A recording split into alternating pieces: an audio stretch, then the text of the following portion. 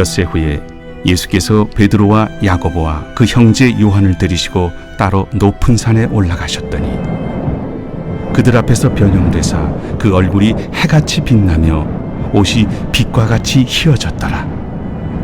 그때 모세와 엘리야가 예수와 더불어 말하는 것이 그들에게 보이거늘 베드로가 예수께 여쭈어 이르되 주여, 우리가 여기 있는 것이 좋사오니 만일 주께서 원하시면 내가 여기서 초막 셋을 쥘때 하나는 주님을 위하여, 하나는 모세를 위하여, 하나는 엘리야를 위하여 하리이다. 말할 때 호련히 빛난 구름이 그들을 덮으며 구름 속에서 소리가 나서 이르시되 이는 내 사랑하는 아들이요 내 기뻐하는 자니 너희는 그의 말을 들으라. 제자들이 듣고 엎드려 심히 두려워하니 예수께서 나와 그들에게 손을 대시며 일어나라, 두려워하지 말라. 제자들이 눈을 들고 보매 오직 예수 외에는 아무도 보이지 아니하더라. 그들이 산에서 내려올 때 예수께서 명하여 이르시되 인자가 죽은 자 가운데서 살아나기 전에는 본 것을 아무에게도 이르지 말라. 그러면 어찌하여 서기관들이 엘리야가 먼저 와야 하리라 하나이까? 엘리야가 과연 먼저 와서 모든 일을 회복하리라. 내가 너희에게 말하노니 엘리야가 이미 왔으되 사람들이 알지 못하고 임의로 대우하였도다. 인자도 이와 같이 그들에게 고난을 받으리라. 그제서야 제자들이 예수께서 말씀하신 것이 세례 요한인 줄을 깨달으니라. 할렐루야. 2021년도 2월 24일 아침 묵상을 시작하도록 하겠습니다. 오늘 이 아침도 늘 승리하며 행복하기를 축원합니다. 오늘의 본문은 변화산 사건으로 알려진 본문입니다. 여러분, 변화산이 어디일까요? 산의 이름을 변화산이라고 부르는 것이 아니라 어떠한 특정한 장소를 모르기 때문에 예수님이 변화된 사건이라는 어떤 그 사건을 주목하셔서 산에서 변화되어진 사건, 그래서 변화산 사건이라고만 우리는 성경에서 기록해 주고 있습니다.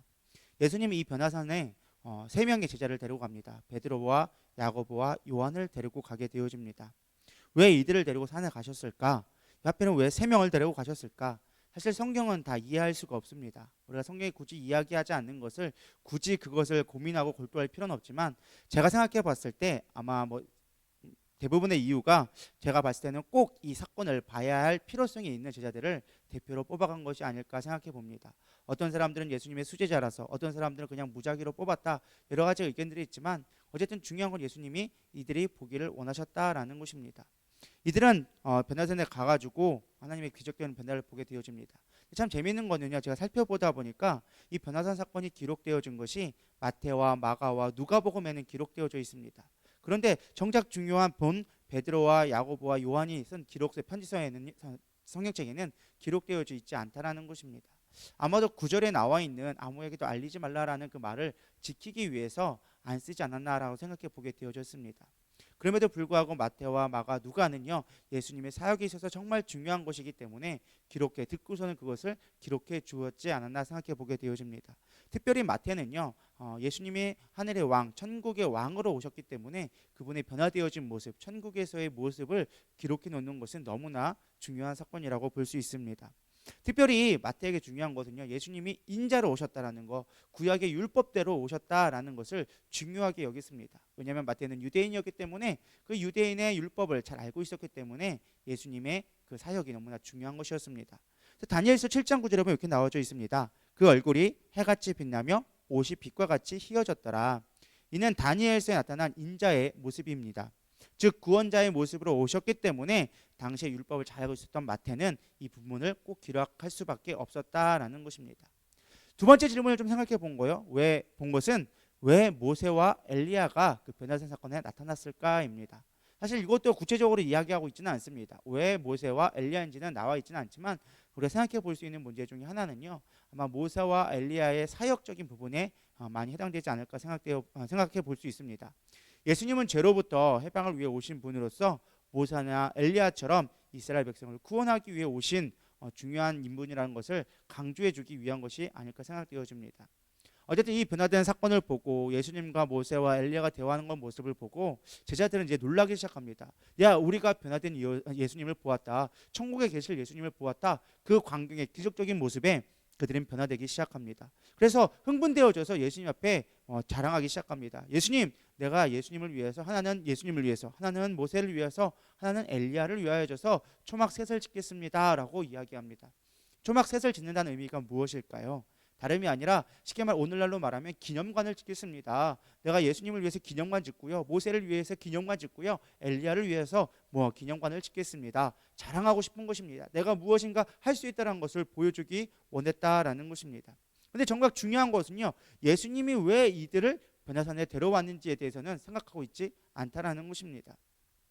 예수님은 정말로 우리 인자의 모습으로 오셔서 메시아로서 그 십자가를 져야 한다는 것을 깨닫게 하기 위해서 왔는데, 제자들은 그것이 중요한 것이 아니라 왜 예수님이 변화된 사건만 보고 그것에 넘어갔다라는 것입니다.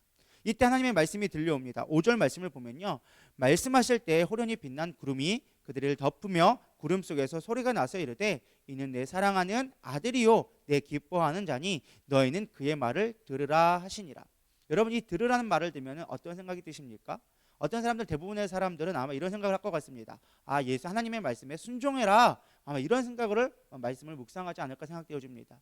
근데 본문 말씀에서는요, 사실 이 들으라는 말은 상황적인 모습을 보면은 그들의 제자들의 잘못된 행동을 보고서는 예수님이 진짜 너희들에게 뭘 원하는지, 지금 너에게 뭘 말씀하는지 좀 집중해서 봐라라고 말씀하신 거라고 할 수 있습니다. 마치 이런 것 같은 것입니다. 여러분, 제 말 좀 들어보세요라고 했을 때 내 말에 순종하세요라는 말보다는 내 말에 집중해 주세요, 내가 무슨 말을 하는지 내용을 봐주세요라는 것과 사실은 같은 말이라고 저는 생각하게 되어집니다.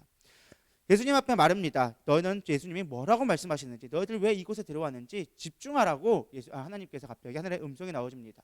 그러자 이들은 또 놀라서 두려워집니다. 왜? 당시에는 하나님의 음성을 들으면은 그들이 죽게 된다라는 두려움을 갖고 있었습니다. 그래서 하나님의 음성이 들려오자 그들은 너무나 두려웠습니다. 그래서 엎드려져 가지고 머리를 콕 박고 마치 꿩처럼 머리만 박고서는 둘둘 떨고 있는 것입니다. 예수님은 그들에게 손을 대시며 말씀하십니다. 두려워하지 말라라고 얘기합니다. 그러면서 뭐라고 말씀하십니까? 내가 이제 곧 십자가를 지러 가야 한다라는 말을 다시 한번 본문에서 보여줍니다. 여러분, 이 변화 사건을 통해서 무엇을 보십니까? 사람에게서 가장 큰 문제는요, 내일을 알지 못하고 죄에 대해서 깨닫지 못하는 것입니다. 내일을 알지 못한다는 것은요, 우리는 오늘 지금 보여지는 것에 집중할 수밖에 없는 존재라는 것입니다. 예수님이 제자들을 왜 변화산에 데려갔는지, 그리고 그 변화산에서 무엇을 깨닫게 원하셨는지 본질에 집중할 수 있는 저런 되기를 소망합니다. 우리의 신앙도 마찬가지입니다. 여러분, 신앙생활의 목적이 무엇인가요? 잘 먹고 잘 살기 위해서, 어떤 기적을 경험하기 위해서가 아니라 우리의 삶 가운데 구원자 되신 주님을 바라보고 그 구원을 말미암아 많은 이들에게 구원을 증거하기 위해서 우리는 선포자로서, 메신저로서 우리는 선택받았다라는 것입니다. 어떤 초막 짓는 것, 어떤 기적에만 집중되어지는 것은 우리를 잘못된 신앙으로 이끌어가게 되어집니다. 우리는 오늘 본문 말씀을 통하여 하나님 앞에 집중되어졌으면 좋겠습니다. 예수님은요, 제자들은요, 항상 예수님이 무엇을 하면요, 다른 방향으로 항상 해석합니다. 인간적인 모습으로 해석하고 내가 무엇을 할 수 있을까, 높아질까, 낮아질까, 이런 것에만 항상 고민했습니다. 우리가 집중해야 되는 건 예수님이 무엇을 원하는지, 성경에서 무엇을 바라는지 집중해 볼 수 있는 저여러분 되기를 원합니다.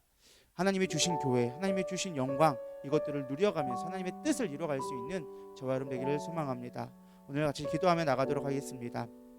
하나님, 오늘 변화사 사건을 보았습니다.